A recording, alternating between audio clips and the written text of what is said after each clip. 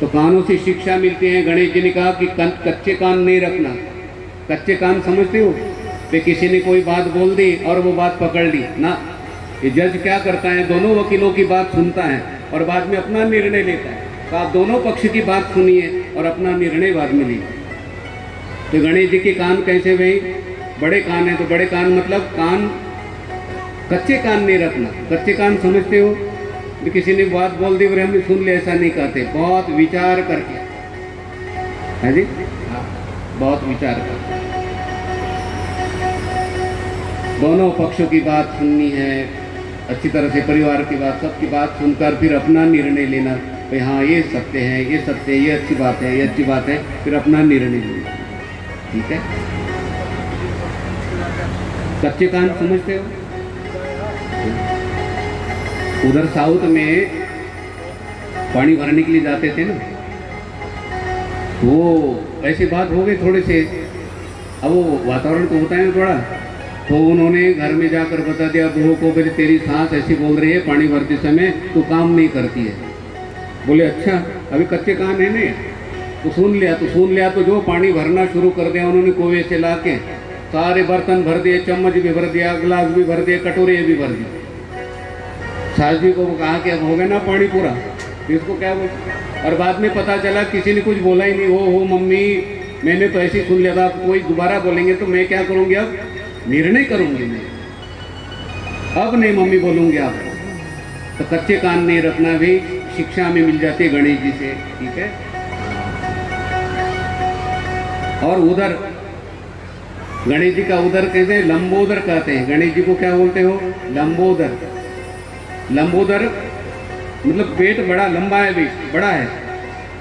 बड़ा पेट का अर्थ क्या होता है भाई? जो भी कोई बातें होती है उस बातों को कहते हैं पेट में रखनी है, उस बात को बाहर नहीं करनी। इसको क्या बोलते हैं भाई? हमारे गुरु जी कहा करते थे, बोले महात्मा का पेट आश्रम का गेट बड़ा होना चाहिए। मैं पेट बड़ा मतलब ऐसा नहीं अर्थ लेना, ठीक है? आश्रम का गेट बड़ा होना चाहिए और महात्मा का पेट मतलब पेट बड़ा होने का अर्थ कहते हैं कोई जो भी बातें बोलते कहते उसको सुना जाए। जैसे समुद्र में सारे नदियों का जल चला जाता है लेकिन समुद्र विक्षिप्त नहीं होता है। तो किसी ने कुछ बोल दिया, किसी ने कुछ बोल दिया, किसी ने कुछ बोल दिया, तो कहते हैं हमारे अंदर अब समा लीजिए आप। किसी की बात किसी के पास में किसी ने बात बोल दी, उदान पात्र में डाल दी। ठीक है? इसको बोलते समाज। लंबोदर, इससे कहते हमारा जीवन सुरक्षित रहता है। बहुत सी शिक्षाएं गणेश जी के शरीर से मिलती है। तीर्थ यात्रा के लिए जाओ तो कहते गणेश जी का स्मरण करके जाओ, गणेश जी का नाम स्मरण करके जाना चाहिए। भगवान कृष्ण भी रुक्मिणी को लेने के लिए जा रहे थे तो भगवान कृष्ण का स्मरण किया, 12 अक्षरों का, 12 मंत्रों का, 12 नामों का पाठ किया है और उसके बाद में भगवान कृष्ण रथ में बैठे, ब्राह्मण देवता को प्रणाम किया, गणेश जी को स्मरण किया, गणेश जी को वंदन किया और उसके बाद में रथ में बैठ गए। तो भगवान कृष्ण से हमें शिक्षा मिल जाती है। भाई हमारा प्लेन का टिकट हो और बिल्ली रास्ते से चली जाए तो प्लेन का टिकट क्या करोगे? कैंसिल थोड़ी करना है। बिल्ली ने कहा कि आगे संकट है, आप गणेश जी का स्मरण करो। उन्होंने तो संकेत दिया है, भाई बिल्ली को अच्छा मानना। उन्होंने हमें बताया आगे बाधाएं हैं, संकट है, आप स्मरण करो। और गणेश जी से बिल्ली थोड़ी बड़ी है। गणेश जी का स्मरण करके आप चलिए, यात्रा कीजिए, आपकी यात्रा मंगलमय होगी।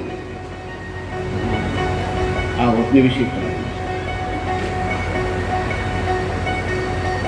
तो भरत राजा हिरण के जन्म में गए, लेकिन कहते उन्होंने अपनी साधना के द्वारा, आराधना के द्वारा कहते 84 लाख जन्मों को रोक लिया है। तो कभी भी साधना आराधना व्यर्थ नहीं जाती है।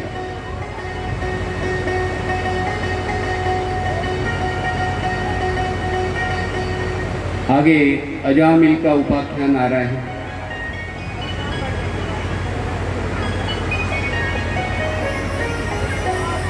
छोटा सा